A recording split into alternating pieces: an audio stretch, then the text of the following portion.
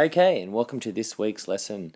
This week's lesson is going to be on dialogue. Last week we looked at punctuating your dialogue properly, whereas this week we're going to look at how you can write dialogue that improves your story. Okay, so there's a few different things that we have to go through when we're talking about how to write dialogue properly. One of the first things to look at is that the dialogue needs to move your story along. There's no need to have dialogue if it's just going to be two people chatting when nothing happens.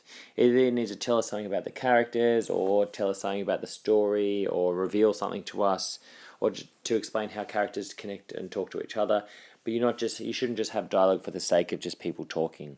So your dialogue needs to move the story along and develop some character development or some sort of storyline. Okay. So, rule number one, that your dialogue should also help you understand the characters. When we read the dialogue, we should be able to get a better understanding of what that character is like. So I'll read you an example of something, of a short piece of a story, and then we'll talk about how we can understand parts of that character now based on the dialogue. Okay. Well, where are you going? Kevin asked nervously. I'm just going next door, Kev. I'll be back in a sec, replied Sam. Well, are you sure you have to go? Can't you send someone else? Don't worry, Kevin. I won't be long. Okay. Well, hurry up. Now, this short bit of dialogue, although it doesn't explain too much about it, gives us an idea of the sorts of characters they are. The author doesn't have to tell us that Kevin is sort of a nervous, sort of scared sort of character. We can see that based through the way they use dialogue. So the dialogue reveals us stuff about the character, and we get a better idea of what the character is. Rather than the narrator having to explain to us what they are, we can see it based through the way that they talk. So that's rule number one. That all your dialogue should help you. Your dialogue should help you understand the characters and should reveal things about the characters, and the way they talk should reflect that. Rule number two: use a variety of verbs when you're writing your sentences and writing your dialogue.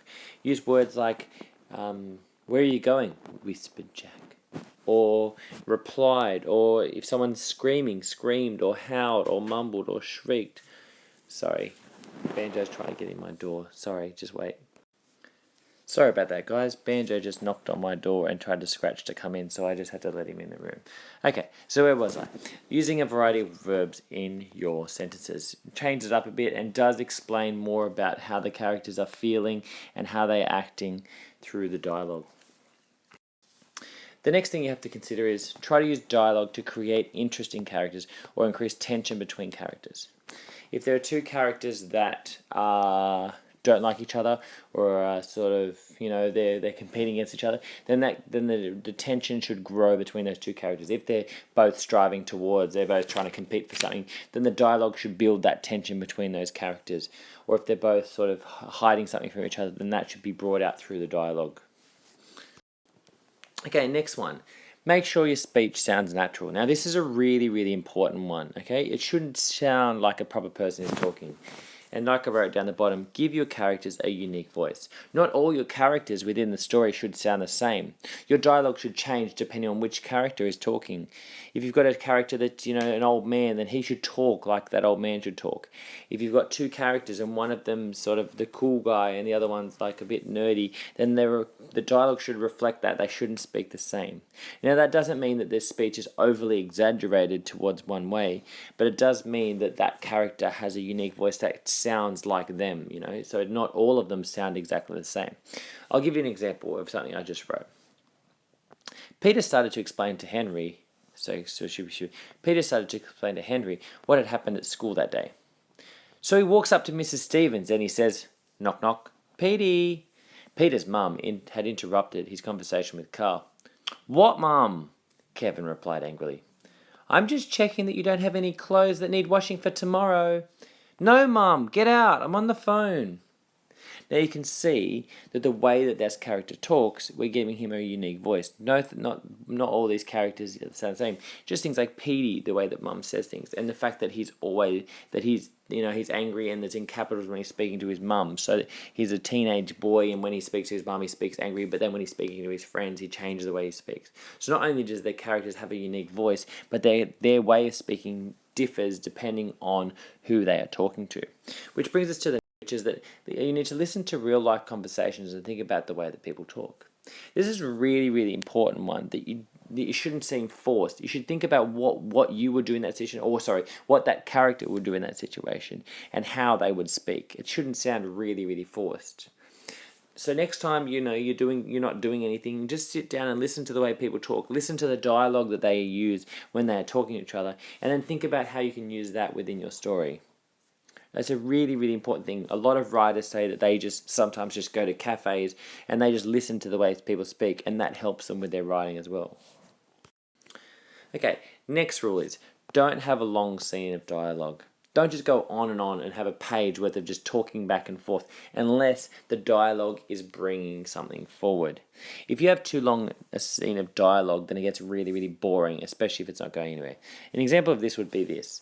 "Hey, how are you?" asked Paul. "Yeah, good thanks, mate. How about you?" asked Tim. "Yeah, not bad. I've been a bit sick, but I'm feeling better now." "Alright, well that's good to hear." Now, this is not really necessarily that long, but it's a reflection of just dialogue that's just going on, but nothing's happening. There's no development in character, there's no development in story.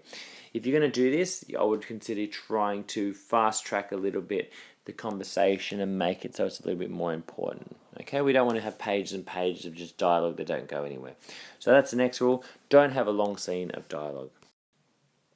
The last rule is to use body language to help to paint a picture. Now this means that when you after you write the text, the words you describe instead of replied, the adverbs you use should reflect your character. So if you're saying like the guy's nervous, is "What are you doing?" asked Frank nervously as he's with his shoulders hunched.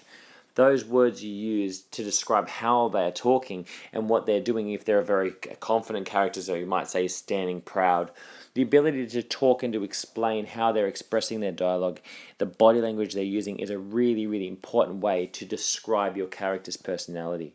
So it's a really important thing about body language, and it's something that not a lot of us think about when we're writing dialogue. Okay, so let's go through a summary of some of the things that we've talked about today in how we use dialogue. Your dialogue needs to move your story along. It shouldn't just be dialogue for the sake of dialogue, which comes to the next one. Don't make your dialogue too long. So don't make it too long, don't make it too boring, make sure it's always interesting. Make sure you create a voice for your character, for each character, not just for your character, but a voice for each of your characters that differs depending on who they are talking to and just what sort of personality they have. Make sure you use your character's body language to describe their character. It's a really important way to describe how a character is. Sometimes they don't say things, it's about the way they say things. So if he talks nervously, then make him seem nervous by his body language. Use a variety of verbs. Make sure you're constantly changing that up. Doesn't mean everyone needs to be different, but if the way that they do say it needs a different verb, make sure you use it. All these things should be used to try to improve the way you use dialogue, and if you do this with the correct way of punctuation like we talked about last week, then it should be improving your writing as we go. Okay, your job at the end of this video is to write a short 4-5 sentence dialogue back and forth just to explain two characters, and I want their personalities to come through. I don't care which characters you choose, but their personalities need to come through that short bit of dialogue. Okay, I hope this helps, and I look forward to seeing what you come up with. So thanks.